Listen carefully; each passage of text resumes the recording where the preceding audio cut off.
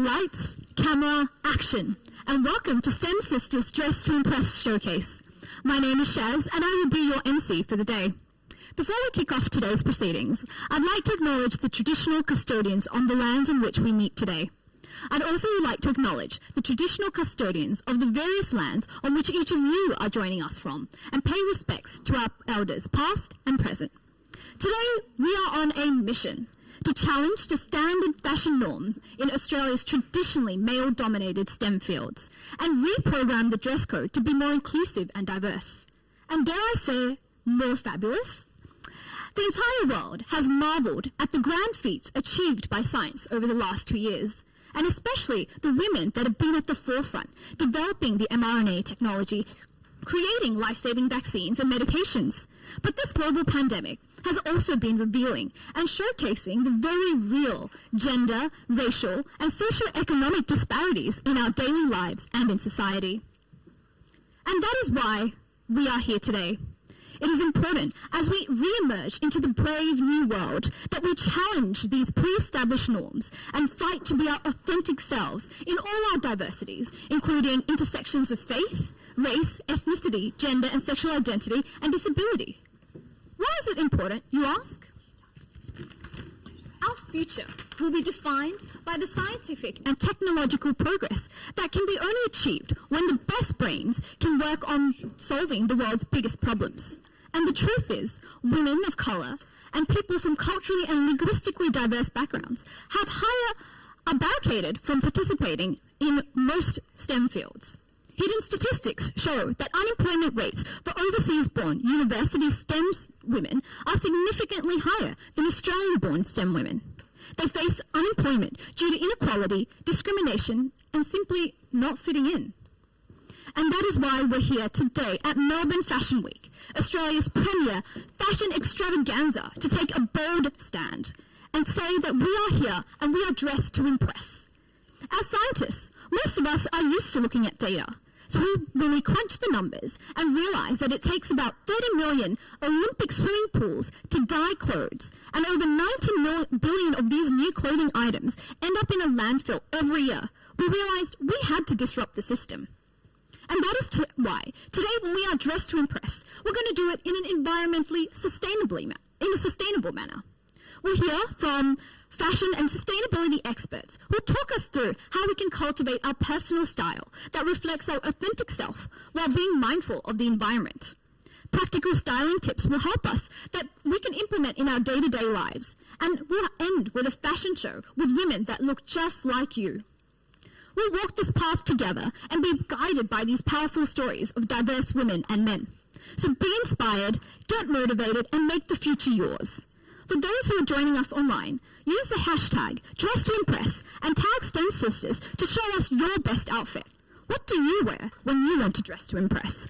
We want to know.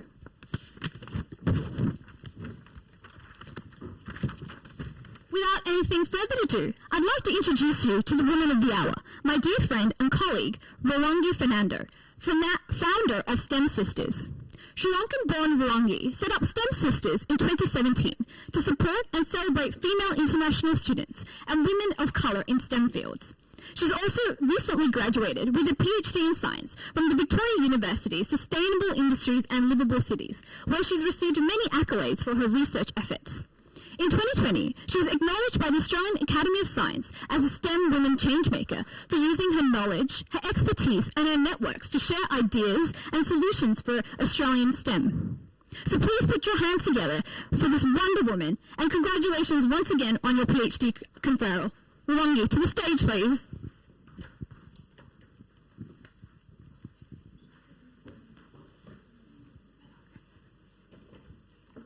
Welcome everyone. Today is a very special day. Having started STEM Sisters with a minor small function as a high tea at the Victoria University in 2017 when I started my PhD. Starting up with many initiatives to support the STEM women of colour. Today is a significant milestone that we are bringing our latest initiative, Dress to Impress. Let me give you all a little bit of background of why this cause is all about.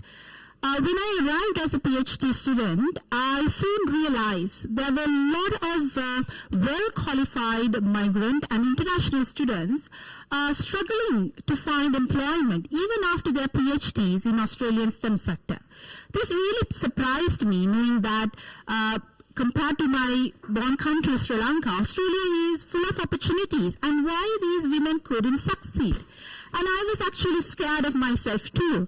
So I tried seeking for resources to help myself, and also I shared them with my community. This is how it all began. Since then, as I completed my PhD, STEM Sisters have come a long way. We started with basic events such as workshops, get-togethers, networking opportunities. That's how we began our mission. But then we moved into our mentoring programs and many others. Why we do all of these different types of activities? Because the system is full of leaky pipes. So they're failing through multiple cracks, thereby the end result of having diverse workforce and these women, these qualified women in the STEM workforce is not the end, like it's not achieving as the end goal. So just only by providing mentoring or providing an opportunity to network, and all of these it's obviously giving them an extra step, but we need to always fix all of these leaky pipes in order to have the full workforce being represented. And also, why you may think Australia is supporting a lot of diversity activities for women and everyone in the STEM fields and all across in other areas as well. But the solution, what it provides, is not necessarily being absorbed. The reason to this is that when you consider that there is a glass ceiling for women to succeed, but when you belong into an intersection, can be a culturally diverse woman, or it can be LGBTQ, a disability, you are add-on with another level of struggle in your life. And this can be reflect like not just a glass ceiling, like a concrete ceiling. And if you consider using the tools to break a glass ceiling, that would not necessarily work for a concrete ceiling. So the solutions and the tactics that we use to support these women has to be on a very specific mission.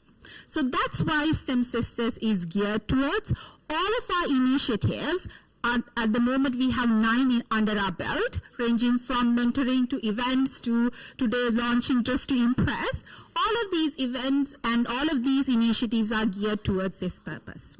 So if I take this mission into Dress to Impress, more focus for today, we have three initial objectives covering. First is we are challenging ourselves and also challenging the society of breaking the norms of how one's personal style or how personality should be viewed. And also we are trying to give confidence to these women because we see that as something significantly lacking, which thrives into the issue of unemployment and every other aspect as well. And thirdly, the sustainability, because we wanted to do things right. So all of these three elements is what is being incorporated into Dress to Impress. So, and also, part of the event this is just the launch, so we are, because this area of fashion and sustainability is something unique to us and new to us, and we are being given so much of opportunity, mentoring, support from the wider Victorian community, and we have been absorbing that support and trying to take this to the next level, starting from this today's launch.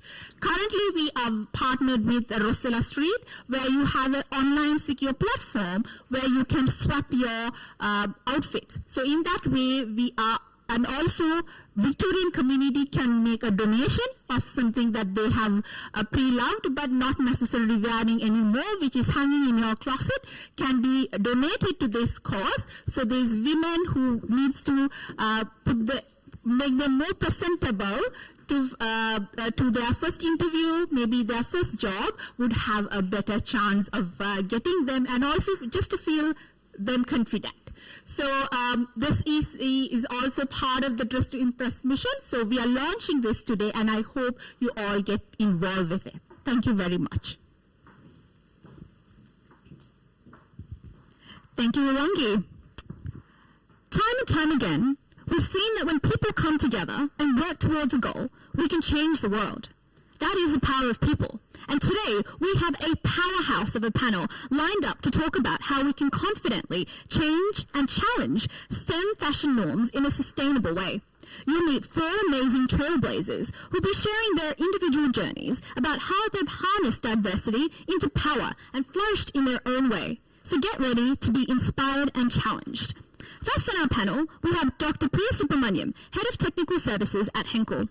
Dr. Subramaniam is an experienced technical leader with many senior leadership roles.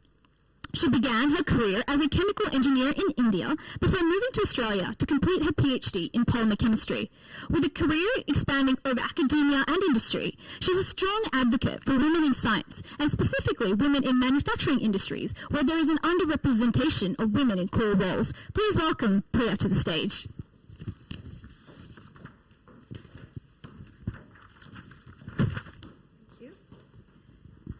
Next up, we have Mr. Ian Wong, co-founder and vice president of Circular Economy Victoria, a not-for-profit dedicated to empowering every Victorian to experience their lives through a circular lens. With a background in applied science and systems design engineering, Mr. Wong has extensive professional experience in project management, coaching, consulting, and is a board member of a number of environmental not-for-profits. Please welcome Mr. Wong to the stage. Next up, we have Ms. Vinitha Bonney, Australia's first and foremost thought leader in leadership for women and people of colour. She's a leading expert in helping corporates build inclusive cultures and was awarded an Order of Australia Medal for her extensive work in diversity and inclusion in 2021. With over 22 years of experience under her belt, she brings a unique insight to help women and people of colour advance and to support government and businesses to create an inclusive, connected, and engaged community. Please welcome her to the stage. Lucky last, we have Ms. Naja On, an environmental engineer who is passionate about how consumers and producers can collectively lighten the impact of the apparel supply chain. She writes about fashion education, wardrobe truth, and being a conscientious fashionista on her blog, Fashion Infidelity. She's also the director at her sustainability consultancy, Footprint Mechanics. Please welcome her to the stage.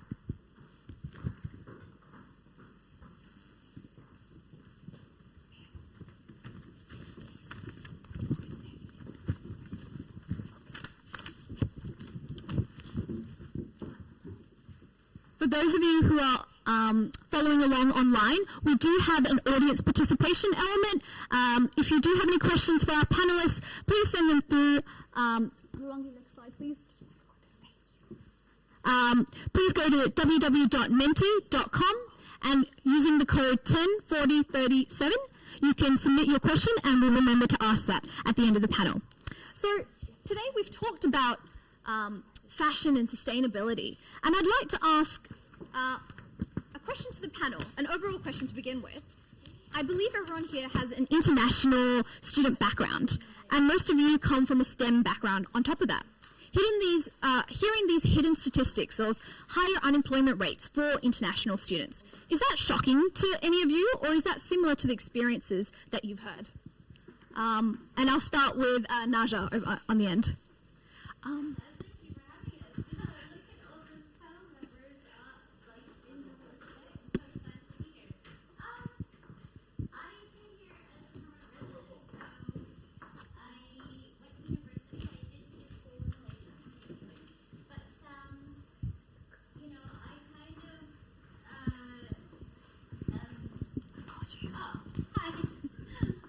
Hello? Okay. I would agree with your observation in the fact that, a lot of students who come here looking for work, even though they were educated in Australia, still find it a bit of a struggle to enter as a graduate. I mean, things might be a little bit different now, but I graduated about 20 years ago, so like that, university. And, you don't have to look very far. You go and take an Uber ride or one of those car shares, and you meet a lovely man who's, very well qualified, and he is driving cars. Yeah. So that's just an example. Yeah, absolutely. Ian, I see you nodding your head. Is this similar to your experience as well? Well, I grew up in Canada, so mom and dad moved to Canada when I was 10. So I guess in a lot of ways I grew up Western. But even when I entered the workforce, we don't have, as someone who's immigrated to a country, you don't have the same experiences. Your dad didn't go to the same country clubs or didn't go to the same schools as the other dad. So you couldn't call on your dad to say, oh, can you put a good word in for me for that job? Or, and you would go to a meeting and everyone would speak about, oh, we used to summer here. Did you summer here? Yeah. And you always felt excluded. So, that is one of the hurdles as a male person of color that I had to overcome. I can't imagine now women in STEM having to overcome additional set of hurdles. Yes, so. Yeah, I've heard that in the Australian context, it's who you know that helps you get that job, not your skill set. So what you say adds on to that. Like if you don't have the networks, how do you enter? Winita, I'd like to bring you into this conversation. You're all about creating that inclusivity in the workplace. Why do you think that's important? So just to clarify, so why you think it's important to have inclusion? In the workplace, why, in Ian's example, for example, if you don't have a network, should you be, why, and would that would have prevented Ian from perhaps advancing in his career as fast as he could have, why do we have to stop that type of barriers to entry, I would say? Well, it's a human thing to do. So the word humankind has the word kind in it. And so whenever I talk about inclusion, I talk about, well, what's inclusion about? Inclusion is all about belonging. And what's belonging about? Well, it's about connecting. It's about, I see you. And what needs to happen in order for connection to appear between two human beings? It's about kindness. So I think we talk a lot about diversity and inclusion, but what we're not really talking about is why it's really important for humans to have inclusion. And it's because it creates that sense of belonging. And in order to create that sense of belonging, it's really about, kindness. So a lot of people, so one of the questions I get a lot in the workplace is, from clients of mine is, what is a politically correct thing to say? And I said, well, rather than asking that question, which creates a lot of fear and a lot of shame, perhaps the question to ask yourself is, what is a kind thing to say? So when it comes to providing more employment, training, education, employment opportunities for women and people of color, the question is not how can we be more inclusive, it's how can we be kinder to people that are experiencing challenges and discrimination in the workplace. Yeah. Priya, I'd like to bring you in here. You work in a largely male-dominated field, often finding yourself in manufacturing and construction sites. How does that play a role in this? Yep. So I started off my career in academia. So it was a good mix, I would say, of male and female. Mm-hmm. But moving from there into a manufacturing sector 13 years ago was kind of a cultural shock for me. Yeah. Because it's mainly male-dominated, and it's also that feeling that gets into you thinking, do I have to dress up differently to fit into this kind of male-dominated environment so that it's inclusive? And it's also the thinking as well, because you're being a female with an academic background, moving into a manufacturing sector where people have got different qualifications, you bring in that diversity in thinking as well, which at times I found was not very appreciated, where you're thought you're putting in too much of thinking into this, you're thinking very scientifically, what do you know, this is a boys club kind of a thing. But I would also say that it's changing. I've seen changes in the last 13 years. More and more organizations are getting aware of it. And every organization that you go, big organizations are very much into women in science and engineering. They have ambassador programs. And it's about having, consciously making a decision that based on the merit, women also have to move into a senior leadership role and bringing in that flexibility. Yeah. So, yeah, things are changing, but there is more work required to be done in this space. Absolutely. So not only is it just kindness and moral point of view, it's that diversity of thinking. Yep. Naja, you work in environmental engineering. Is this something that you've seen happen? Do you see that progress happening in your space? Thanks for the question. It's interesting, isn't it? I've had a 17 years worth of a career. When I first started, even in engineering itself, when you study environmental engineering, when you graduate, a lot of other engineers don't think you're a proper engineer. So, because it's, people think it's not a hardcore sort of engineering. When I first got my first job, I think, you would say, hi, I'm the new environmental person. And they're like, oh, you're the tree hugger.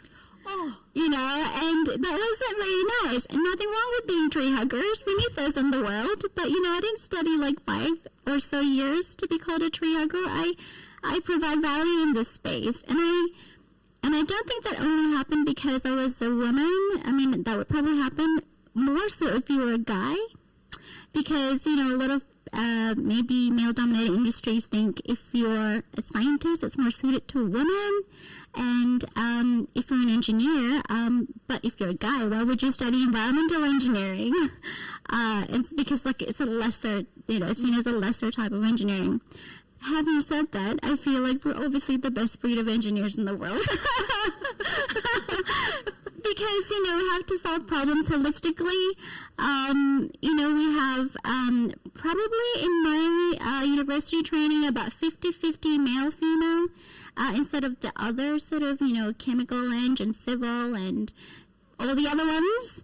And I think we're quite well-rounded people. So if I would go into, a place now, people would not stereotype me.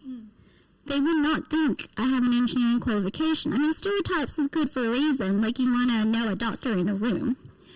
But I guess to answer your question, I have always been lucky to, I guess, have not had a lot of discrimination in my career. But I think it's probably because of that tree hugger comment, that actually inspired me to literally go around and unstereotype myself. yeah. So the way that I behave, I broke barriers in terms of communicating. A lot of engineers get a lot of bad rap about, oh, they're just too technical, they're not normal people.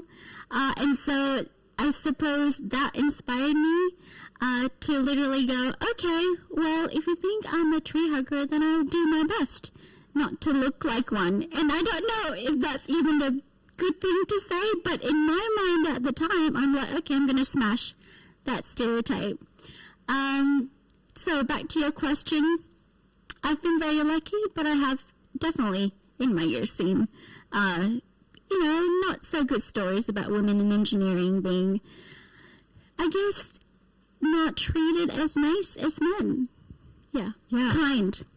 Kind, and I think that's the word of the day. Treat people with kindness. Today's event is called Dress to Impress, and you talked about, smashing the stereotype and, breaking those barriers. What does confidence in the way you dress, how does that help you smash those barriers? And, we'll start from you, Vinitha. So.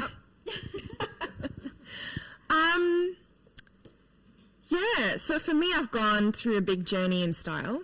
I've actually hired a stylist because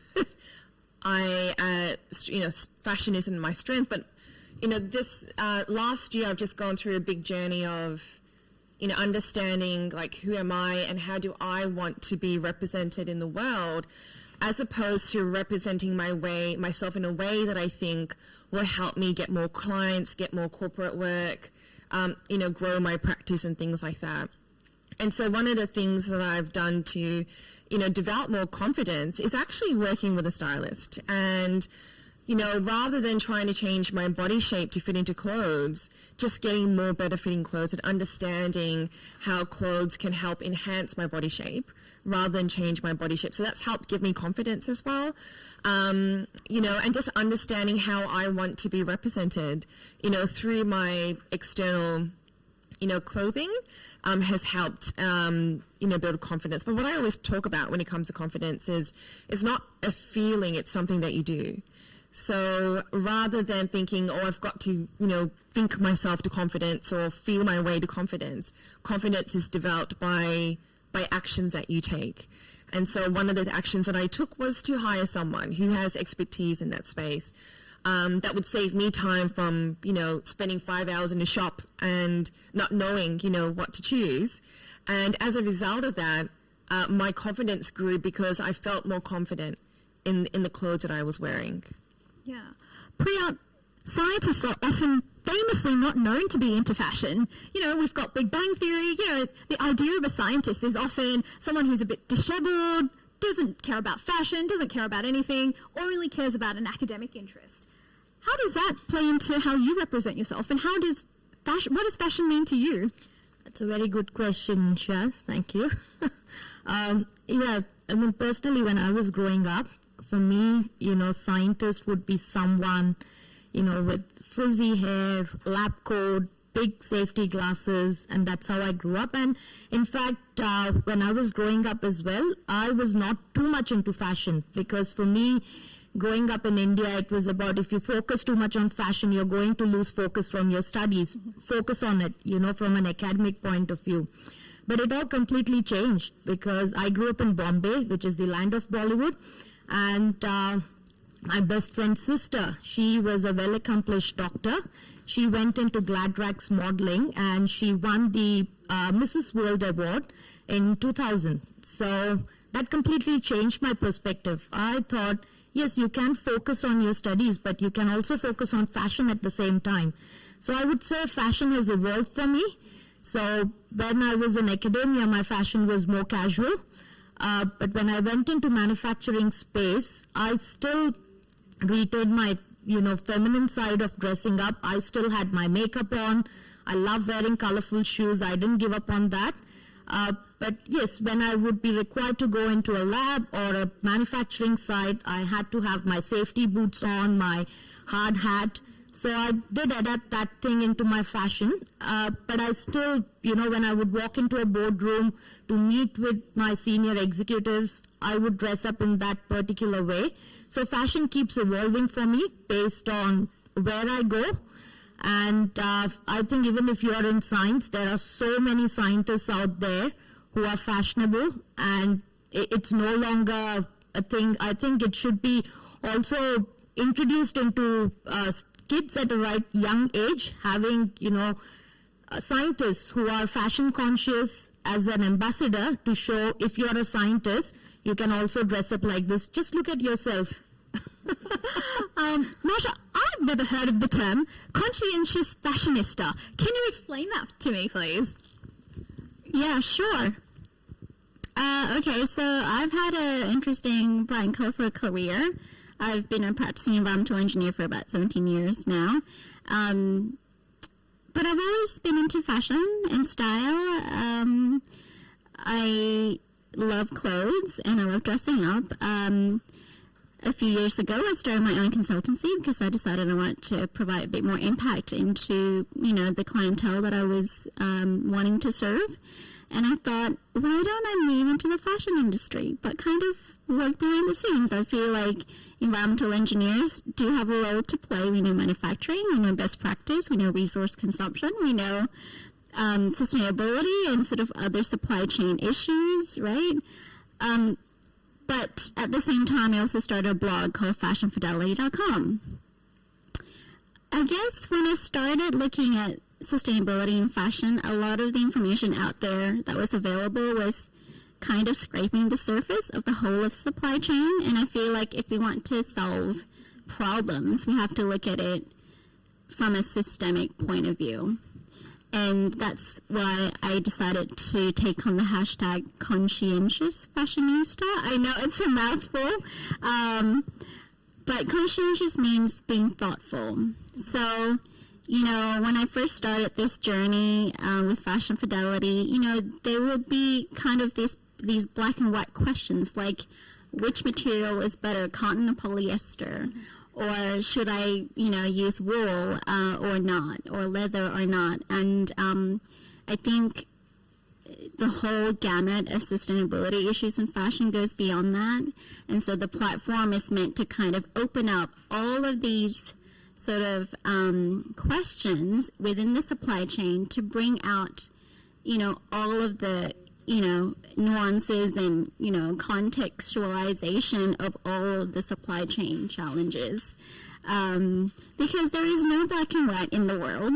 There's no, just, you know, maybe only very, very minuscule extent there's a yes and no to answer to some questions, but most of it is everything is important, and you just got to prioritize what's important to you. So being conscientious just means if you buy something or you choose to consume something, then those decisions have had a thought process go behind it, meaning you have been empowered with knowledge or information, and also you are driven by your values.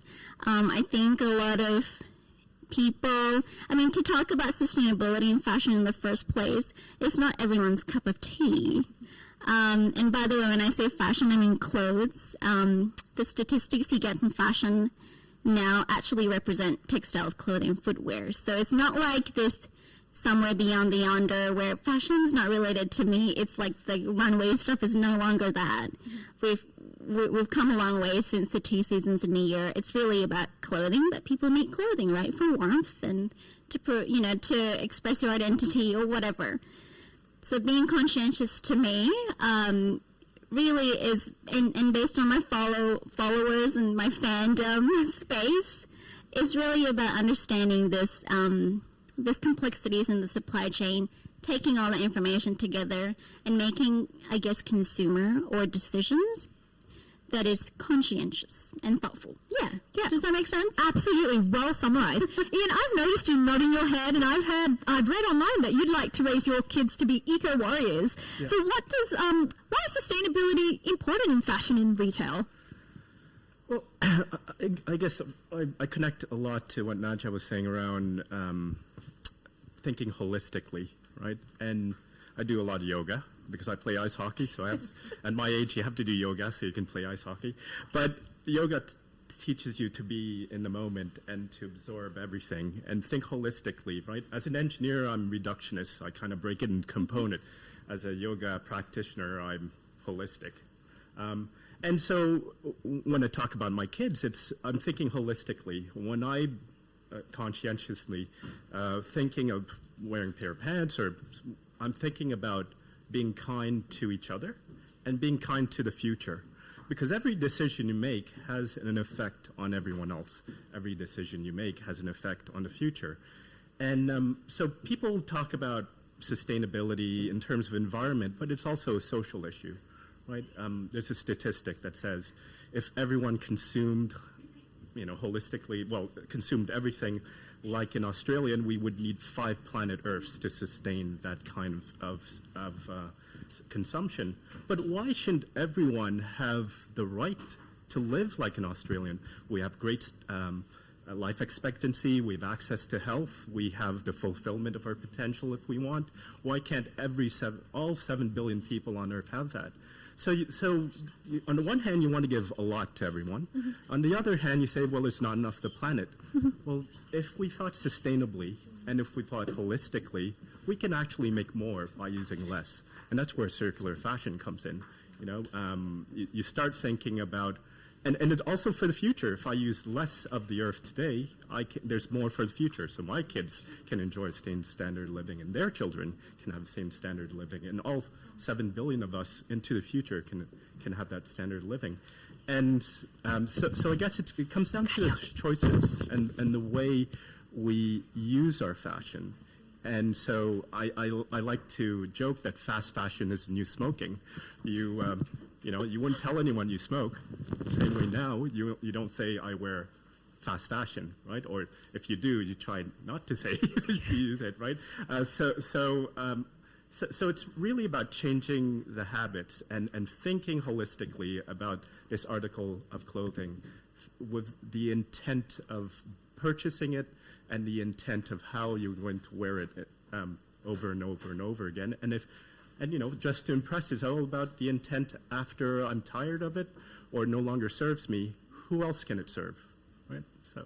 Yeah, absolutely. Wenita, I'd like to bring you into this conversation. You've worked with lots of women of color and especially advancing them in a professional space. What is one of the major barriers that you see that for advancement? Is it to do with a sense of confidence would dressing? We've heard faking till you make it. Is that something that you would suggest women of color to do? And is fashion an avenue in which they could fake it till they make it?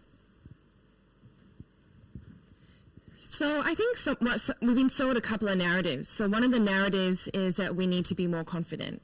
And so that has created a reverse effect where we believe we are unconfident and we start acting and being unconfident.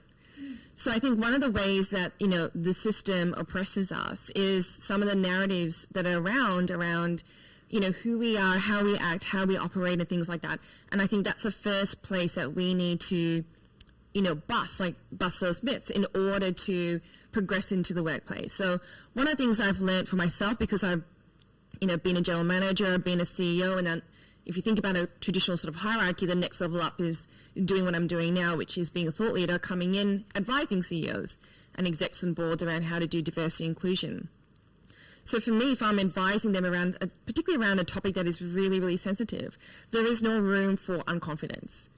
You know, you need to speak from a deep sense of conviction around, you know, what I believe in. And for me, the way that I've got into that and continued to work on that for myself, and what I encourage other women of color to do is to start, you know, debunking these myths around them. So one of the things, another narrative that we've been sold is that, you know, we have imposter syndrome. Now there's an article in HBR that's been written about it. Before that article came out, I wrote about it as well on LinkedIn and said that, you know, that is another myth that exists to us that then creates this narrative in ourselves that we have this syndrome called imposterness. And the way that manifests into our conscious mind, into our bodies, into then how we act and behave and, you know, communicate in the workplace it's called internalized oppression.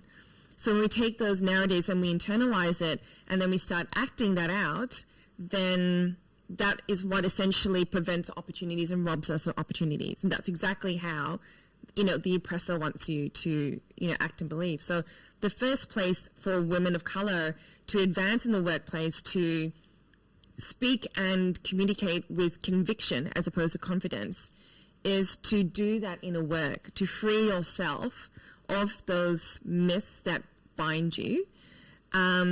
Leadership comes from within.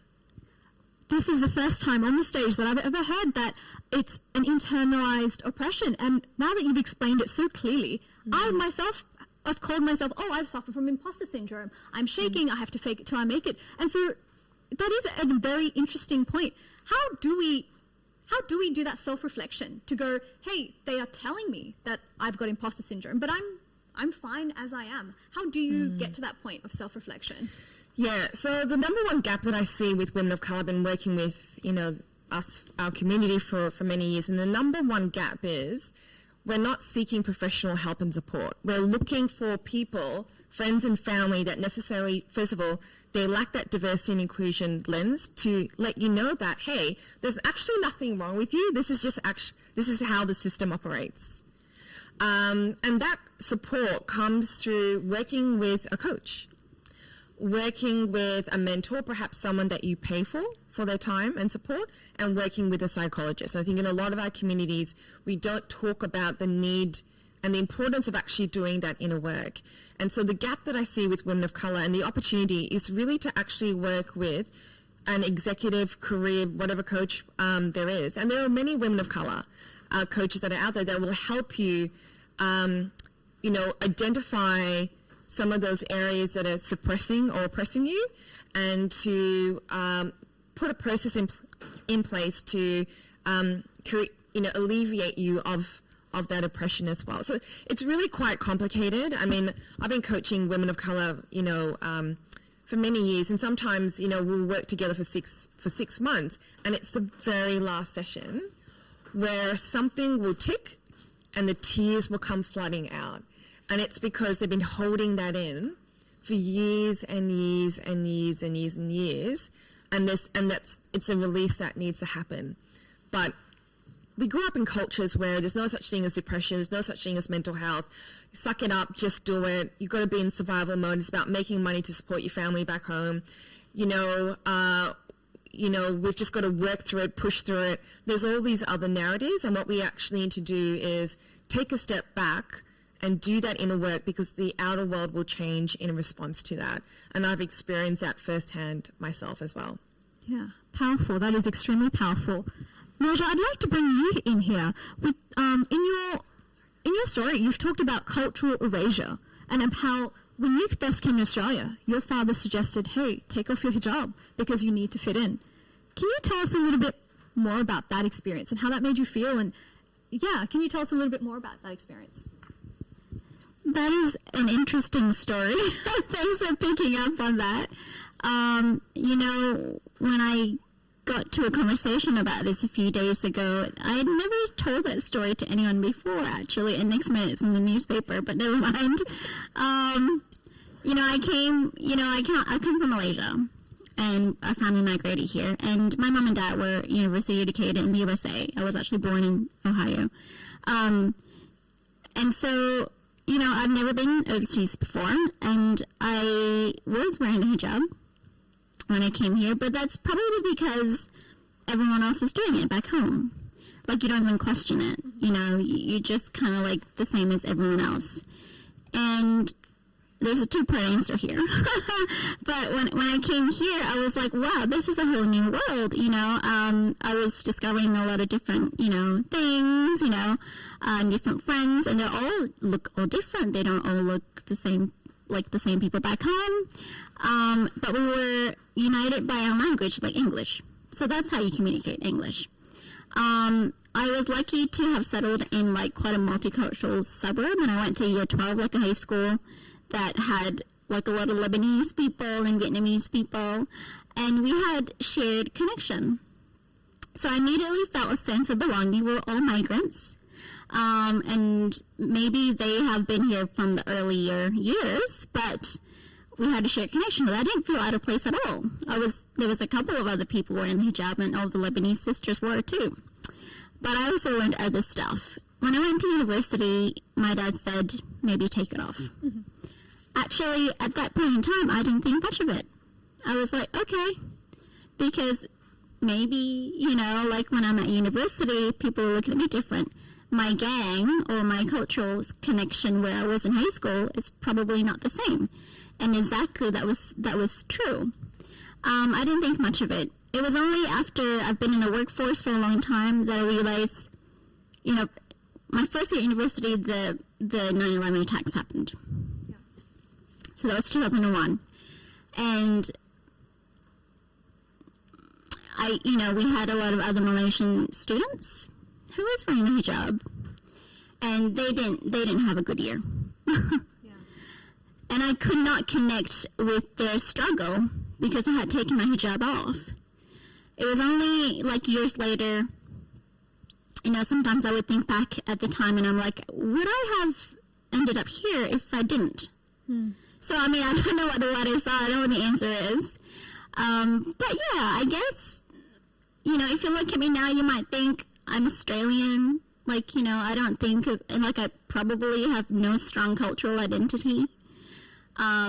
When people look at my face, I probably don't look that sort of different. I'm fair as well. So I get less, I guess, judgment from others, maybe compared to like other people that I probably went to university with who were like international students. So to sum it up, I guess only in the latter years, like only now when I'm a matured woman, that I realized, okay, my career or my life could have been different. I don't regret doing any of the things that I did or following my dad's advice. My mom had to take her hijab too because she had to work in the defense force.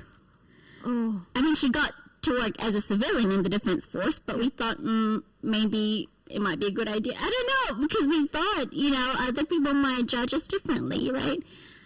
And now that I've, I guess, being used to become Australian and what an Australian means, which means a lot of things to different people, I sometimes look back and wonder, yeah. Yeah. So I try to redeem my, identity in a different way now. Yeah. Yeah. I think now what we see, even with the coronavirus and how people reacted to Asian Australians who have been here, who've been contributing to society, and that immediate backlash. But I think we still, as a society, need to think back to the 9/11 times and how we treated people who were from culturally and linguistically diverse backgrounds and what we thought was acceptable. And I think Monica Lewinsky, her scandal, for example, there was a young woman whose whole life got marred by a single mistake, and she talks about the price of shame and the price of selling out. And I think many women of color find themselves in these intersections in their life going, where do I go? And sometimes you take the path of less resistance, but you go, am I selling out? And how do we still maintain that authentic self?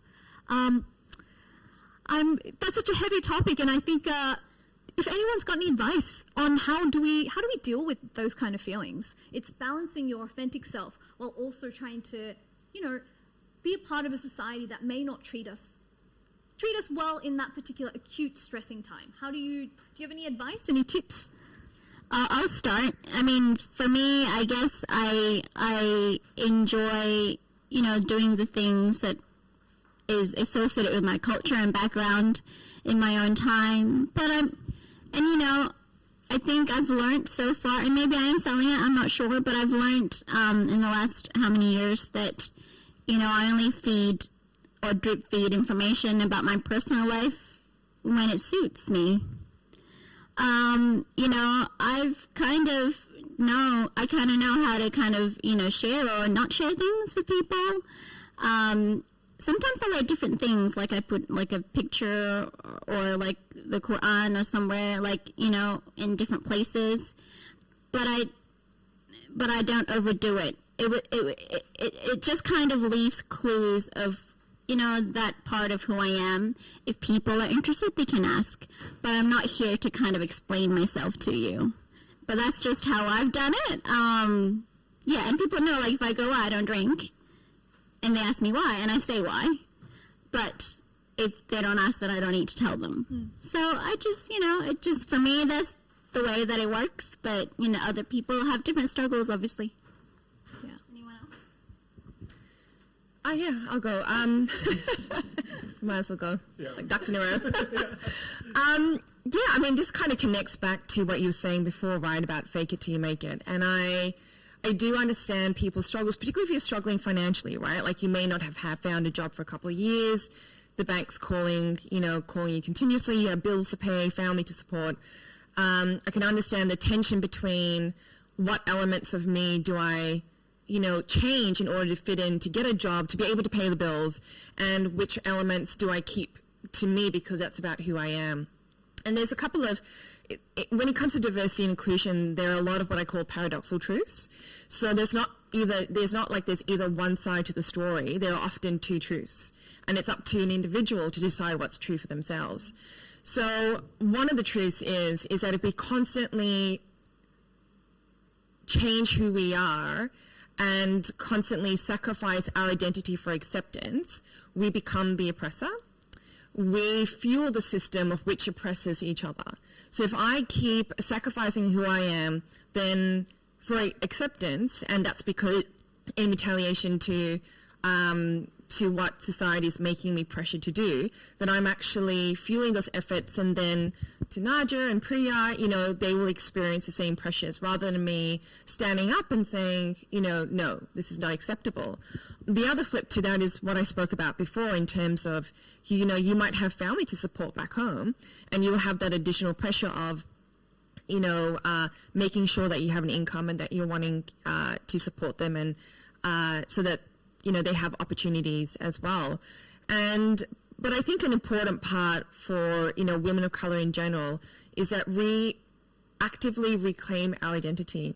So one of the things that I say to the community is that we think about the parts of our culture and our identity that add value to us. And that's the parts that we leverage, that we amplify, that we build back into our personal brand. The parts that don't serve you, that you don't feel serve you, that's okay. But know that life is constantly going to evolve and change. And so your belief about who you are, your understanding of your identity is going to evolve and going to change. And so with that, your understanding of what to change and adapt will evolve as well.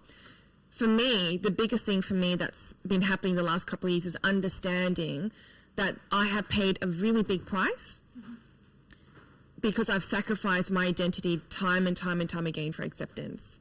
And so the practice for me and for a lot of women of color is to reclaim that and to take that back, of which we have sacrificed in order for acceptance, and there's personal power from that. And when you stand in your personal power, that is 10 times more contagious than changing to accept and to belong. Ian, Yeah. do you have any Yeah. thoughts on this? Yeah. So it's interesting bringing up a daughter who is, I guess, identity is a very complex thing, right? So it's really interesting to see her. She's 11 years old, so she's going to those teenage years and trying to work with experimenting with identity and understanding that she's also biracial. And then my side is very complex, I guess, because I'm not Chinese. Well, I'm Chinese on the outside, but everyone calls me an egg, right? So People call me a coconut. so, but it's someone will call you something, but when I left the corporate world, there was a bit of searching to understand what am I after, and I ran across this book. Isfahani Smith, and she spoke about the purpose of life isn't happiness, it's meaning. And one of the key things is your self-narrative. Mm-hmm. Understanding your self-narrative, understanding the choices you've made and accepting those choices, and understanding that's your story and owning that story. I guess that's what you're saying. It's really owning that story, and that's where confidence comes out of, I believe, for me, and I'm hoping that's what my daughter, she'll understand.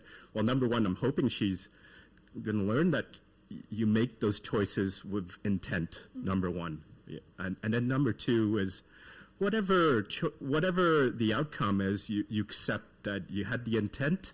It may not have gone the way that you wanted to, but you accept it, and that's your story. And then you own that story, and then that builds your confidence because it's your story. It's no one else's story. It's a story that you've made. So I guess that's when it comes down to me being born in UK from Mauritian parents, lived in Mauritius.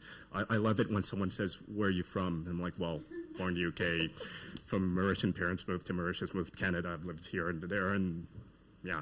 Global citizen. Yeah, exactly. So, but then they say, well, I remember working in China, they said, but you're not Chinese. I'm like, yes, I'm not Chinese. But you're not Canadian. No, I'm not Canadian. I am me. Right? So I guess that's what it comes down to. I've made a lot of choices in my life, some of it, with intent and some of it not, but I accept that those are the choices I've made, and that's it's made me who I am, right? But there was a lot of work in that, a lot of work, right? To a lot of inner work to accept that those are choices I've made and I am who I am now, right? So I guess that's where a lot of the confidence comes out of. And I guess the dress choices, dress to impress, those are choices too. And it's about understanding who you are and what story do I want to tell when I'm wearing these clothes, right? So, yeah. I'll talk more about, coming from an Indian background and because the topic is dress to impress, and all of, Naja, Vinita, Ian, they've all spoken about, cultural identity. And so growing up in big city like Bombay, it wasn't very different in terms of, dressing. But again, when I moved here, I found the way it was different was India, it's very colorful. So even now, when I dress up, I want to bring in that color element, and that's how I relate to my cultural identity, and I don't want to give it up. So, and I feel confident in wearing any color. So even if it's for a meeting, I would wear some bright orange or bright red color, because if that gives me confidence that particular day, I will go ahead and wear it.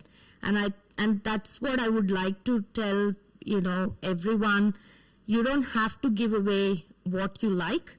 Do things that you brings in confidence in you, and just embrace it. Be yourself, and it will keep evolving. The fashion will keep changing, but get influenced, get inspired by your cultural background, and bring that out, and that will give you confidence. Yeah, absolutely. And in terms of reclaiming identity, today I've worn my cultural identity.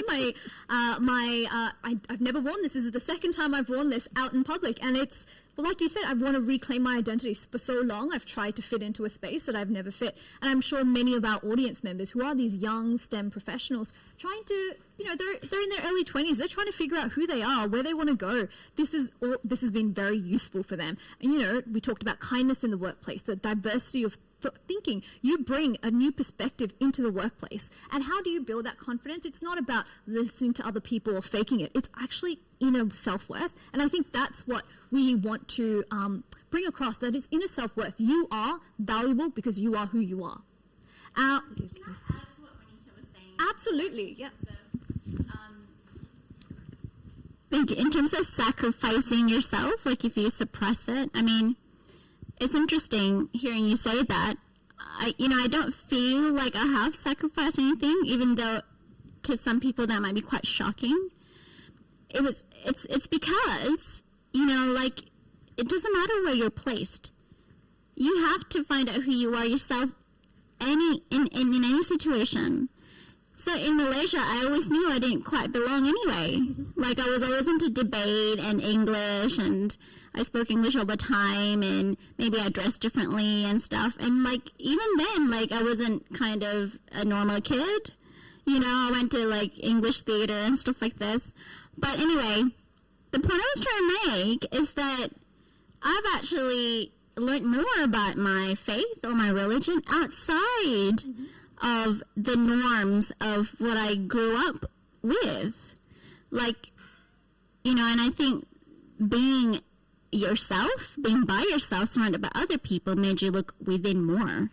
So when I said before I was wearing the hijab because everyone else was wearing it, I probably didn't really understand why that was a thing, and I just went with a crowd. Right? So I think being here amongst other people who are actually different than you made you really look at who you are a bit more. So I wanted to add into that. Yeah, absolutely. And that's a fantastic tip. Meeting different people, just, go, hey, are we similar? Oh, this is what keeps it. This is the difference between us. This is similarities. I'm going to ask to go in the line again. What are your top 3 tips for our young STEM professionals to build their confidence or to boost their not confidence? How do they find that self-reflective, that inner self-confidence for them to advance in the workplace? Maybe we'll go that way. Yeah, we'll start with Priya. Yep. The first tip I would give is believe in yourself and excel in what you do. That's the topmost thing that you need to focus on. Rest everything, if you do that, it will bring in confidence. And don't try to fit in. Whatever you are, just go with it and things will happen. Yep. I guess it's make space for yourself. We live in a very busy world where you don't have time to reflect and understand the choices you're making. And once you understand that, I think the confidence grows from it. And I think secondly, it's really about the mentor, finding those mentors. People have paved the path before, not exactly the same way you have, but they can give you insight, right? So you make the space, you get the insight, and I think the confidence comes from that. Yeah, I think for me it's around, really doing that inner work and understanding the parts that, that's when you flip the power dynamic. So rather than feeling pressured to sacrifice your sense of self or your identity or how you dress and act and behave, is to actually make that decision consciously yourself because you've done that inner work. So even for me, I brought like a book that I wrote for women of colour, and it's actually all about leadership. But when we were deciding what the cover was going to be, I was working with a stylist and doing that inner work. So I don't know if you can see here, but I've got knee-high boots on. I got knee-high boots on. First of all, I thought, oh my God, what's my mother going to think? And, but for me, like, rather than wearing a suit and wearing, that sort of like that corporate clothing in terms of what leadership is supposed to look like, I thought, well, you know what? Stuff what everyone else thinks. I'm going to continue on this journey of expressing myself and my sexuality and how I want to express myself, like through clothes. So out came the knee-high boots. And I knew that, because a lot of people pre-ordered the book, that they would see that. And I wasn't doing that for them, I was doing that for me. Mm-hmm. And that was a result of that inner work. For me, I think my top tip is to actually try something new and get out of your comfort zone. Like when I was in university, I would never have thought that I would be in live theater. Although having said that, I've always loved theater. So I'm like, why wouldn't I do it? So I just signed myself up, met different people. And obviously I was studying engineering, but I'm like, I want to hang out with other people than other like engineers. And so I think I took up rowing and, played badminton, which is something that I played in Malaysia too. But I think that is a way for you to kind of, see what you can do that you probably didn't get the opportunities that, before. So, like, my advice would be, like, try different things that you kind of get access to now, because that obviously over time will build confidence as well. Yeah, absolutely. I noticed the time, so we're going to end off with a fun question. And because today's event is called Dress to Impress, what is your favorite go-to fashion accessory or style icon? So you've got two chances. Either you've got a style icon or a fashion accessory that you go to when you need that, like when you want to impress someone. I'll start. Yeah. Well, obviously for me, I've found out what my personal style is. Actually, a couple years ago, I started hanging out with a stylist, and I actually looked at my own style differently. I remembered I always wore the same things with the same, matched some things with the same items, and I thought, no, I can change it up, and that's actually quite liberating. But for me, my number one thing is when I travel, I try not to buy anything new nowadays, but when I travel, I always buy something that reminds me of that area because it's quite, nostalgic, and I can tell a story, but usually it's like a piece of jewelry or something because it's light, it's not heavy. But yeah, for me, it's heels. I wear heels, and I just feel amazing. So that's mine. Thank you. It'd probably be my, latest addition to my wardrobe, which is my knee-high boots, which go right up, sort of mid-thigh. And I don't care now. So even if I'm talking to a CEO with, of a holding company with, 5 brands and a couple thousand employees, if I feel like I want to wear those knee-high boots, I will wear those knee-high boots. Yeah. And that in itself is a statement. So, but it's not about dressing to impress them. It's about me. It's about reclaiming that power dynamic. And when I walk into that room, I want to feel like me, 100% me. So, I think we have a shoe theme going. I gotta say, when you walked in, your shoes, I was immediately drawn to them. So there's a Toronto designer called John Fluvog, and colorful shoes. This is very muted compared to the normal shoes that I wear. Multicolored. Call them anti-Satan boots. And when I wear those, I feel I can float in water and I can conquer anywhere. So, that's my favorite fashion accessory. It's going to be shoe theme again. Winner all round. Yeah, I love my shoes. So colorful shoes. I can do with just one dress, but I need to have lots of different colored shoes. Yeah. So, yep. And so there you have it. I think Cinderella might just be proof that a new pair of shoes can actually change your life.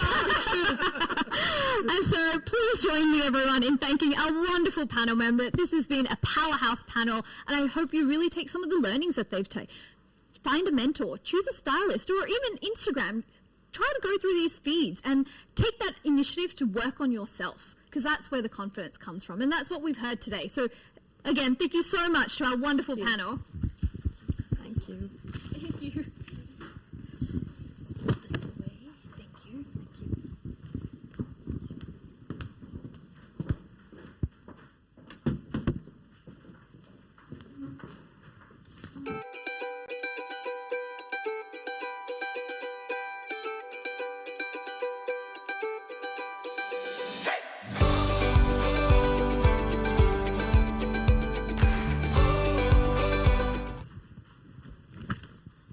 So as we're setting up for our styling demonstration, I'd like to ask you, how do you dress to impress? Do you have a favourite brunch outfit that you wear to hang out with your friends? Or a work outfit that makes you more confident? Or do you have a glamorous outfit that you wear for a wedding, or a cute outfit that you wear for a night out? What if these were all the same outfit, but styled in different ways? One dress, 5 different occasions. Now that is the challenge.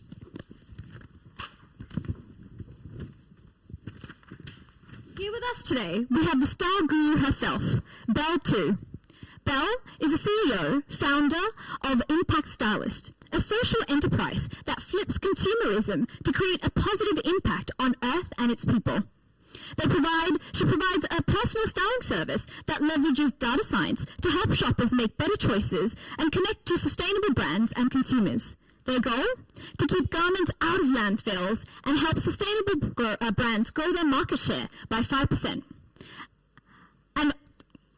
Grow their market shares and 5% of their profits going to charities that are changing lives globally. Please put your hands together with our in-house fashionista, Belle Tu.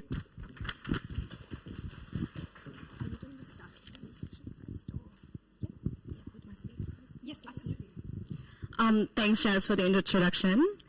Hi, everyone. My name is Belle, and I'm the founder of the Impact Stylist. I'm very proud and honored to be here today, alongside with very incredible individuals in a very, discussing very important topics about sustainability and how we reclaim our identity in fashion. So I thought I would start with sharing a little bit about my experience being a woman of color in a male-dominated industry. So I moved to Australia about 9 years ago, and after graduation, I landed a role in product and marketing at a car startup. So the car industry is naturally quite heavily dominated by men, and I was one in the 3 women in the whole company. So, you have that stereotypical image of a car salesman, and sometimes it did quite hold true at this company. You have a really typical uniform, like that branded logo, branded polo with suit pants or jeans, and it was kind of hard to navigate fashion in the daily workspace. So I guess often how I felt was, being the youngest and the least experienced at this company, sometimes I felt like I had to try really hard to fit in this culture, and I had to try to sort of blend in and fit in with these guys. And I love fashion, right? I've been working in fashion since I was 17. I started styling people since I was 17. And it was quite hard for me to kind of, sometimes I couldn't help myself with thinking, is what I'm wearing too much? Is it okay how I look today? And what do you thought of me? And I guess when these thoughts crept in, it was, it was difficult sometimes when I felt like I was sacrificing part of my identity. I couldn't wear what I really wanted to wear at work. And basically I was trying to not draw attention to myself. And with that, after a while, managed to navigate myself through the workwear daily and how I, learn how to be myself within this workspace. But this experience really inspired me to help other women go through the same experience, how they could embrace the individuality in their fashion sense and be really, it really embrace who they are and their identity. So how does that sort of tie in with the whole conversation that we discussed today, like sustainability in fashion? So I'll tell you a funny story. For the past 9 years, I've moved a few places in Melbourne. And what happened was every single time I moved, I tried to do this wardrobe clear out, and I tried to be, practice Marie Kondo, hold like an item to myself and see what energy this is giving me. And for some reason, I always ended up with the 90% of the stuff that I'm meant to get rid of. And so I, ended up carrying these piles of clothing with me everywhere I went. And in my most recent move, I was very determined. I told myself, you know what? I'm going to try to get rid of most of the things I own. If I haven't worn it for the last 6 months, chances are I would survive without these items, right? So I invited my girlfriends over to raid my wardrobe. They could take whatever they want. They could take as much as they wanted. So about 5 of my friends came and they left with bags and bags of clothing. They were really happy. But at the end of the day, I looked at my floor and I was shocked. It looked exactly the same before anyone took anything away. And I was like, oh my God, I actually have a problem.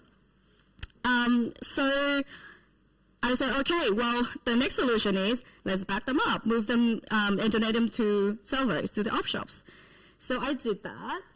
And I remember we were bringing 6 or 7 bags into these op shops, and when we got to the last bag, the lady who was working there looked up to us and she went, how much more?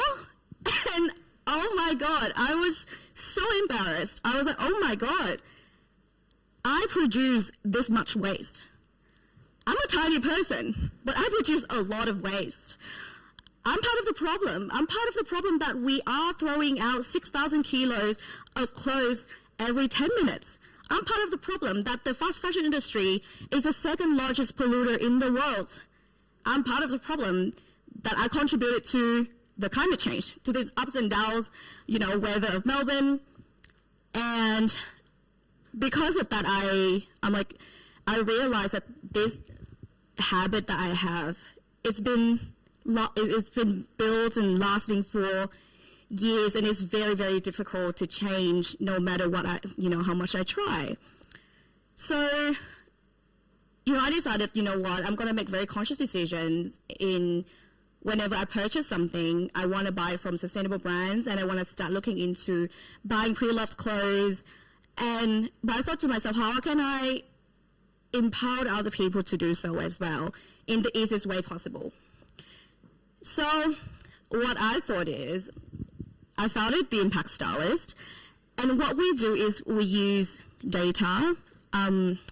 We collect about 50 points of data points from our consumer and use that information to match them with items in our inventory. So our virtual inventory is curated with clothing from sustainable fashion brands and pre-loved clothes that donated to us. So the goal here is we want to bridge that gap between consumers who are really trying to switch into a more sustainable lifestyle and sustainable fashion suppliers who are trying to grow the market share and created this afterlife for fast fashion. Basically, we're trying to make fast fashion slow. So even better, with our social impact model, we are also donating 5% of our profits to charities around the world, tackling social issues that we really care about, such as homelessness in Australia, multidimensional poverty in Asia, and violence against women and children in the world. So with the Impact Stylist, you can dress well and change lives at the same time. And because what was touched on before, with the panel discussion about your identity and how you can embrace who you are and, foster a culture of inclusion in companies.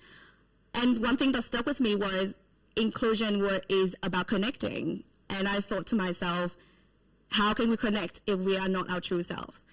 So today, what I would really like to show you is how we can be very sustainable with our wardrobe and how we don't have to have a massive wardrobe to be fashionable and to be stylish and to show off who we are. So I would like to invite to the stage with me Swathi, and today she's going to help me demonstrate how you can wear the same piece of fashion in different ways. So, hi, thanks for being here. So today what we are going to work with is the very classic basic black dress. We're going to show you how you can level this up in different kind of looks and, from the office to the picnic in the park or to, Wednesday night drinks. So, we start with the black dress, and then Swathi going to show you the next outfit. If you pop on just, nice classic nude color blazer, this can be a daily workwear, and it suits different occasions. You can wear it throughout the week, something very simple and classic.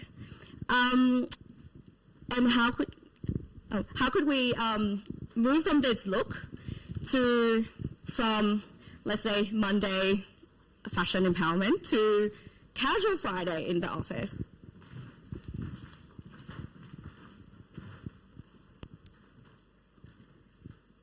So Swathi is going to show us in a second.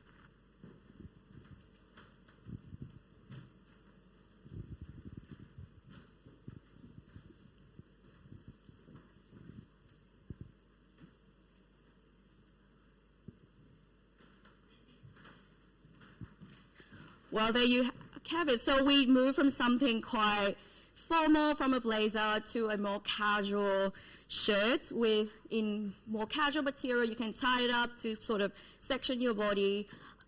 It still look professional, and you can wear it in, for casual Friday, or if you work in a startup where the dress code is not as strict, you can wear it on the daily as well, and it's comfortable. And I think what we are really trying to do after the pandemic is that we try to replicate that comfortability that we have working from home, and we want to have that in the office as well, wearing something very comfortable and professional at the same time.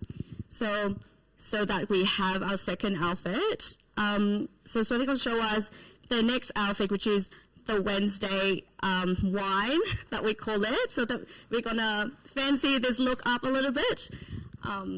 So we're going to have Swathi dress that up for a minute.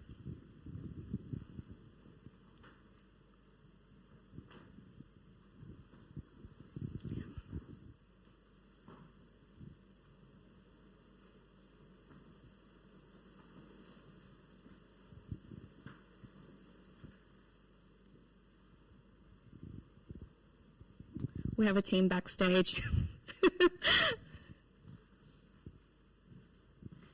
Thank you. There you go.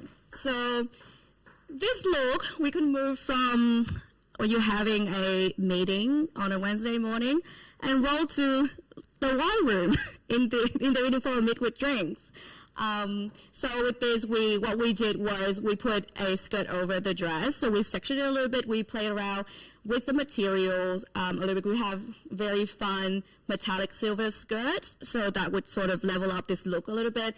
And obviously, very classic black blazer to keep that professional and get that very classy. Thank you. Okay, so this is what we have for our Wednesday look. So, while we approaching summer, but Melbourne sometimes can get cold, and how can we dress up this dress for winter or like a cold day look? So let's show you that.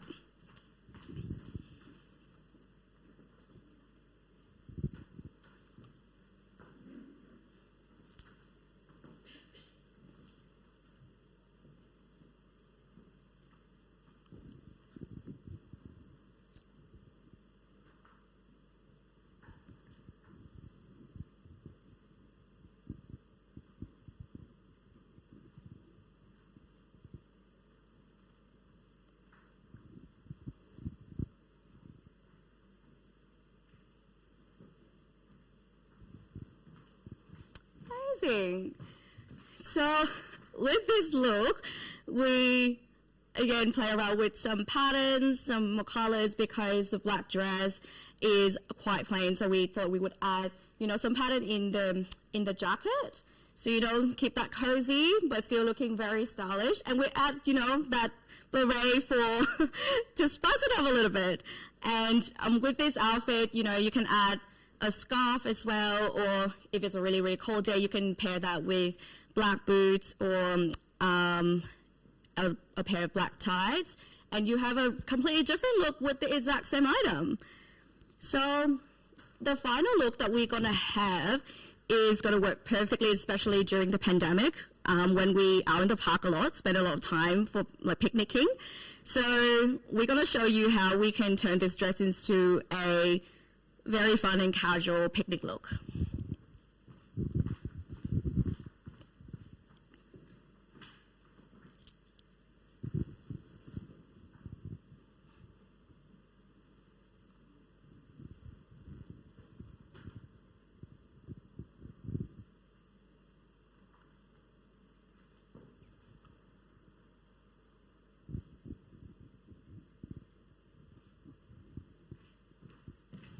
There you go. So very fun.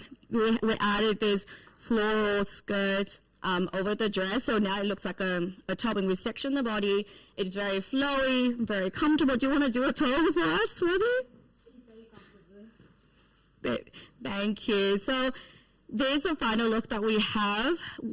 As you can see, that with the exact same piece of clothing, we've dressed it up into 5 different outfits for 5 different occasions.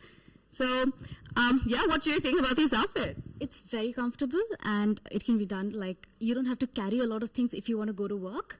If you just add another blazer or maybe a skirt with you, and I think that's good enough. Just have your dress and a skirt. I think you're done for the whole day. Awesome. Thank you, Swathi. I guess the point we're trying to make is, with this, we don't have to have a massive, massive closet and a lot of clothing to be fashionable and stylish in every occasion. Thank you so much. Thanks, Swathi. I was standing here making sure that there was no tricks behind the scenes, and I can assure you that was one dress, and that was 5 different outfits in one dress. It all comes down to styling. How do you get that? So people at home, how can we do that? I guess being the owner of my own business, I guess I started working from home before the pandemic. And what I really missed was, that process of getting dressed in the morning, going into the office. But what I did find is we sometimes do find power into getting dressed in the morning and how we can look our best, although just staying at home. So I guess the key here is to be comfortable, to find different materials that we can still stay comfortable but look stylish at the same time. I guess sometimes during the pandemic we were, we have this dress code that we dress up the top, we have really nice blouse, and then we're in shorts at the bottom or pajamas. So that's why the key is to never move during a Zoom call. But I guess it's all about playing with colors, and I think if it comes down to it, because we're staying at home, we can experiment with different colors and patterns, and we can have our own fashion show at home. Absolutely. And I think one of the most interesting things that you said, especially about the picnic outfit, was that fashion is often known to be critical towards women of different shapes, different sizes. By choosing a dress that you're already comfortable in and then accessorizing it with stuff that you already have at home, made it feel, like Swathi said, made it feel confident. Yeah, exactly. Exactly. So do you have any styling tips for reclaiming that space at home? So you talked about in the morning, get dressed, it makes you feel special. Do you have any styling tips for reclaiming our space? Sure. I think one thing that I try to do is whatever you go to bed with, when you wake up in the morning, change out to something else. So that create that, it's basically reclaiming that process in the morning when you feel ready to take over the day and you want to put on a completely different outfit. And it doesn't have to be quite fancy. It doesn't have to be anything that you're going to the office with, but it's just that process of changing to something else is so it doesn't feel like you take the energy from, you know, relaxing and being in bed to work, and that way you feel more, you know, ready and you know, to take on the day. Exactly. And the final point that I'd like to talk about, just before we move on to the eagerly awaited catwalk, might I say, is the idea that sustainability, sustainability, when I think of it, I'd always thought, oh, you have to invest in high quality clothes and it's going to cost a lot of money. I don't have the financial sources to do that at this moment. But the idea that a simple black dress, just one, could be transferred into multiple different options, and that, in my own way, contributes to sustainability. Can you speak a little bit more on that angle of like why making that conscious decision to be sustainable in fashion and not go towards the trends, but go towards what suits you, what's comfortable, and what makes you feel confident? Yeah. I think when it comes to decision of purchasing fashion, it is we are influenced heavily by the industry itself. So I guess what we are normally presented with in shops is a paradox of choice. So we have a lot of choices presented in front of us, and often we ended up buying a lot of things that we don't necessarily need. So I think by making that conscious decision to really think about how often would I wear this, and how many occasions, and how can I utilize the same clothes for, you know, like what we just told before, for, you know, different events. And, you know, so Jane Fonda is a celebrity that really inspired me, how she wore the same dress to an event 2 different years. And I was thinking to myself, if a celebrity could do that, then we could do that as well. And to really change that, you know, that lifestyle buying fast fashion into being more sustainable, I think it's also important for each and every one of us to get more educated in terms of our impact on our decision, impact the industry and the climate itself, and how every individual sort of contribute to, you know, the planet health. And if we really think about that and, you know, try different ways to sort of empower, like, you know, so she does sustainable fashion and inspired the people around us. I think that would be great. Yeah, absolutely. I think you've completely inspired me to go home and Marie Kondo my whole closet. And now we're up to the glamorous part of today's session. It is our lights, camera, action, our Melbourne Fashion Week parade. I'll pass it over to you, Belle, and you can run the fashion catwalk. Thanks, Shaz. Okay, so with the restyling demo that we had just then, we just show you how we could style the same fashion pieces for different occasions. But up next, we would like to show you a collection of how different women in different sizes and shapes can dress professionally and fashionably and be who they are in the office. So for the past month, I've had the opportunity to work with some incredible women from STEM Sisters to learn more about them, who they are, their hobbies and their lifestyles, and especially their fashion sense. What I was able to learn from them was what they are conscious of when thinking about styling, when thinking about putting an outfit together. And I'm very guilty of whatever they told me that they weren't normally comfortable with. I kind of tried to break that barriers and put them exactly in what they asked me not to do. And I guess fortunately they ended up liking the outfits also, I hope. And I think they look amazing. So let's welcome our first lady of the hour to the stage, Radhika, and she's going to show us our first office outfit. So with Radhika, we went with a very classic monochrome look, but what we did is we play around with the material, so we level up the classic work blouse, do something satin, something in like neutral color but still fun, and we pair that with this very classic high-waisted pants. We have the same issue here with we are small women. I'm only 4'11", so it's important to me to really nail the bottoms. So with these long-waisted pants, it creates that illusion of having longer legs. It elongates your legs a little bit, and it looks great in flats, in boots, or even in heels. Do you want to do a tour for us, Radhika? Amazing. So when I was working with Radhika, she told me that she is a data scientist. She works mostly in front of the computer, so we wanted to prioritize comfortability and still be fashionable in the daily wear. And this is what is the look that we ended up with. Thank you, Radhika. Thank you. So up next, we have Ananya. So we are serving you a really classic winter look. So what Ananya shared with me is that she doesn't normally experiment with skirts, and I guess the issues that I'm really trying to get at is that when being like small, sometimes we often go with pants and we don't want to show off our legs, but it's not always the case. I believe that you can always wear whatever you want and find different ways to fit that in your sizes and shapes. So we have this very nice button skirt for Ananya. She told me not to put her in skirt, and I did. I hope she's okay with that. And with this really nice knit top with the color, so very classic, keep it professional.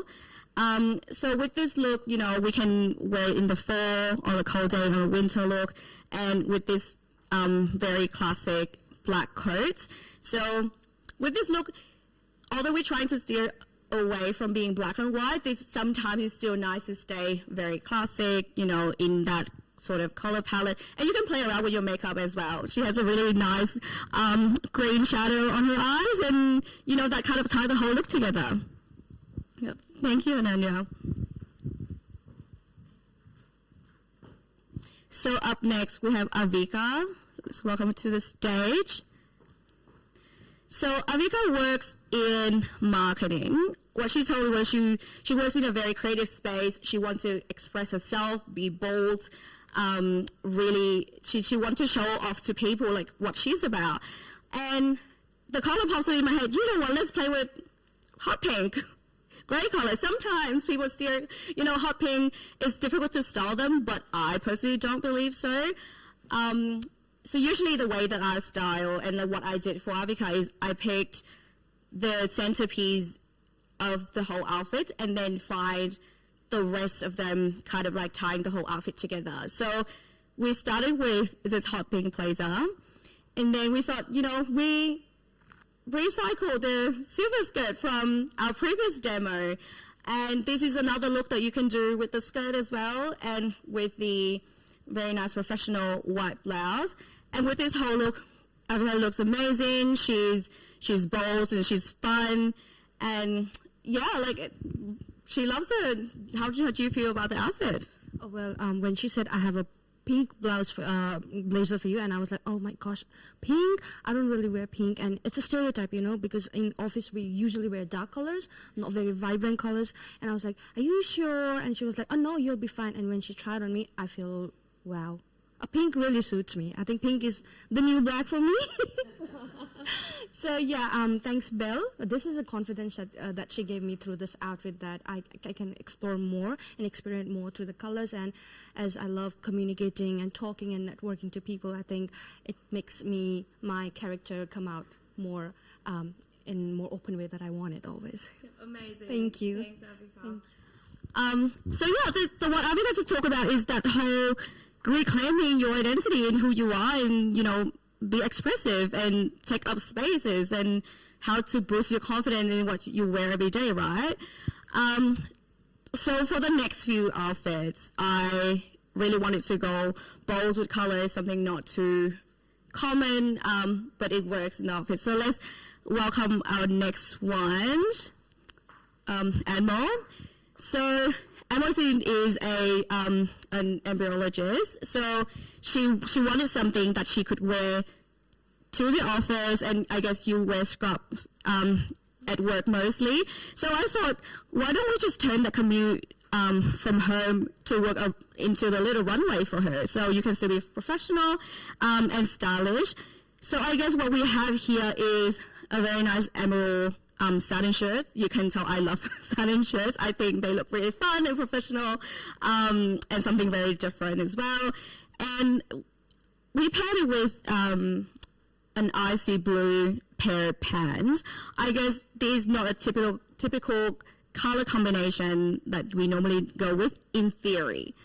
But from what we see here, I think that it is working. It is, essentially these colors come from the same family, color family, and it's all about it's all about the contrast. It is all about how you kind of mix and match colors together. So up top we have very bold shirts. So underneath we wanted something that's a bit more neutral but not too muted. And we pair it with her nude palms as well, and this put together a very completely really nice look. And she can wear this out as well. Yeah. Thank you, Anmol. So the last but not least, let's welcome Soumya. Hi. So I guess one of the really common tips that you can find online in in very outdated fashion blogs that said, when we have darker skin color, sometimes we try to wear darker clothing as well to kind of like blend in and don't want to stand out too much. For me, I wanted to break that barriers, and I know that from my conversations with a lot of dark-skinned women, that they don't want to, experiment with bold colors because they think that they don't look good on their skin. And when I spoke with Soumya, she told me that she's an aspiring CEO. She wants to own her own IT company, and because right now you're an IT developer. And when we think of IT developer, we thought of the jeans, the black hoodies, the black t-shirts, and someone who's sitting in front of a computer all day. And for her, I thought, let's try something very expressive, very bold, something that makes her the CEO that she wants to be. So I went completely with all colors for this outfit, like pink, and we chose this very floral pink shirts that very different to what you wear normally. And she picks out the boots, and this is how we incorporated her personality into this style, into something completely different that she never really tried before. But would you say that you would try to implement these these styles in your outfits? Yeah, definitely. I'm the stereotypical developer who wears all black, the hoodie hiding under that, just not really trying out anything else, and also because of my color. But this is given me I never thought I could pull it off. But yeah, I'm so happy, especially the boots as well. I can't believe I'm actually wearing this. So yeah, I think I would try more different colors. And I don't really want to go into the stereotype of the developer programmer who wears all black. So yeah, this is something I would definitely try it on. Thank you so much. Thanks, Soumya. So, thank you. So let's welcome back all of our 5 models. They're going to do a little catwalk for us. So let's welcome back our models.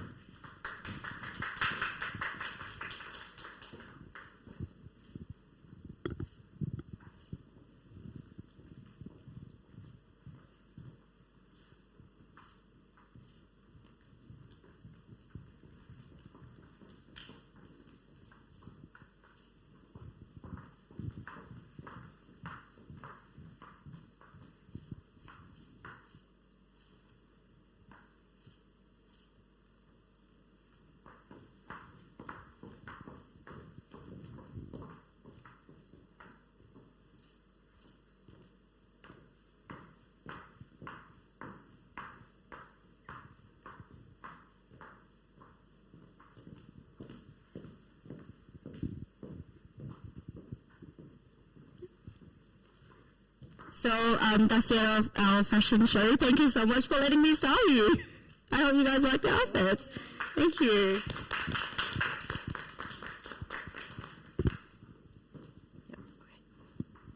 Another big round of applause for our fashionistas. This is my first fashion show ever. I'm in the presence of celebrity, so thank you so much. I've been honoured, and it has been a wonderful sight to see. Thank you so much, everyone. Thanks, Shaz. And there you have it. We're near the end of today's event. And I'd like to invite Rwangi back to the stage to say a few last words.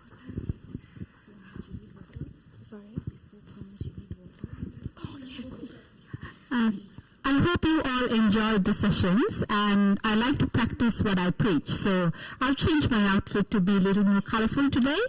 So starting with, this event wouldn't be possible to all the partners and the sponsors, which you can see on the screen.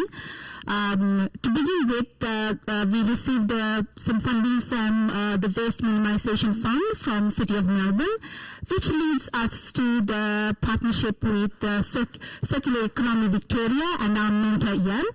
And that leads us to Melbourne Fashion Week to get connected. And also our impact stylist, Belle, she's the founder, and I've been knowing her, and I called out to her, and she was very warmly accepted our invitation and gave us the fullest her support to pull this off, because we are no fashion experts in any more ways. So her expertise is what guided us in that section. And also my continuous support of Victoria University. They supported us in terms of pulling off this event today to make it online so that we can bring it to you all. And all that is covered by Victoria University. And also I should thank Rosella Street. The partnership that we have with them is for the online platform, which is a secure online platform where we will be working on the swapping and the donation activities. And also I would like to thank Sellers, which came forward with, because it's an online platform and we need to deliver, maybe we need delivery in terms of between these swapping items, and they are partnered with us in supporting us in that mission. So these are all of our partners and collaborators who have brought this event together. And then let me thank all the panelists who came up forward, volunteering their time and effort to bring the event, because again, we are no specialists in these domains, so their expertise and their knowledge is what we would wanted to share with you all. So thank you very much for the panelists. And also, as always, my colleague Shaz, the wonderful MC, who pulled out the event more engaging, though this was first time with no participants live, with joining us here, but we try to make it more engaging as the best that we can. I hope you enjoyed. And also to the models who are also the volunteers of STEM Sisters. So they are real life STEM studying students at Victoria-based universities, and I like to thank them for putting themselves forward, taking a challenge so that they can be groomed and look more wonderful by our incredible Belle. And also, I'd like to especially thank the advisory panel of STEM Sisters, who have been always guiding us, directing us, providing us support. We have, of course, you can visit all of these names in our website, starting with our chair, Dr. Amanda Capers, who is the Chief Scientist for Victoria.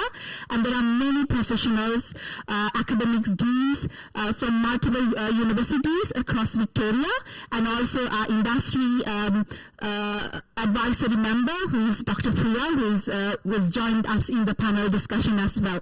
So thank you so much for all our advisory panel members. Their guidance and support is where we are here today. And also I would like to thank all the volunteers who have been since 2019 helping me achieve what we have achieved with STEM Sisters. Their commitment, their support, their time and their skills is what we contribute to make this all our initiatives to provide the support and the empowerment that's needed into our community. So I would like to thank all of them, and extended, I have never failed to receive support from the Victorian community as an international student to bring this initiative with Just to Impress is just one of what we do. With all of these initiatives, it's always there are people who have come forward. I would like to thank and acknowledge their contribution towards STEM Sisters. And I wish to end this into my, I'm not, I hope you can see, I'm not into much of fashion. It's only once in a way I would like to put something out, but I enjoy, I think a lot of women do. And so but for me, perfect is something very curious, and then I don't call anything perfect in my eyes in that way. So, and I love to leave you with one thing. This is a song by Anne Mary. I'm not a good singer, so I will not sing this for you. It's called Perfect to Me. It says, and I quote, don't feel like putting makeup on my cheeks, do what I wanna. Love every single part of my body, top to the bottom. I'm not a supermodel from a magazine, but I'm okay being what's perfect to me. So I hope you look up this song. This is fantastic, and you'll enjoy singing that. I'm not a good singer. I'm not going to give it a try, but please look it up if you have not come across this song. This is wonderful, and I want you all to feel comfortable and confident in who you are. That's all that we want. That will show your color, show your passion, and show who you are to the world. Thank you. And that's it. That concludes our Melbourne Fashion Week's Dress to Impress showcase. We hope you've had an amazing time, and we look forward to seeing some of your outfits on our social media. Maybe we'll even catch Warangi behind the scenes singing karaoke to that song. It's taken many, many sleepless nights and planning from our awesome team who've put this event on for you. I hope we can get a round of online applause for this team. And finally, thank you to you. You've taken the time to connect and fight our bold future with us. Thank you for bearing with our technical difficulties, and this is our first event after the pandemic, so we've had some hurdles, but we've come to the end. And if there's one thing that we want to leave you with, is that you are the most important investment. Today was about inspiring and empowering you to reach your full potential, and fashion is just one avenue that can help you do that. Sometimes being different can feel lonely, but I hope that today you realize that you do belong. You do belong to this amazing community of women and men who are striving to make a profound impact in the world. And remember, behind every successful woman, there is a tribe of other successful women who have her back. And so today, we have your back. And I hope that in return, you have hers and hers and hers. And together, we create our tribe because we are stronger together. And together, we will achieve. Thank you.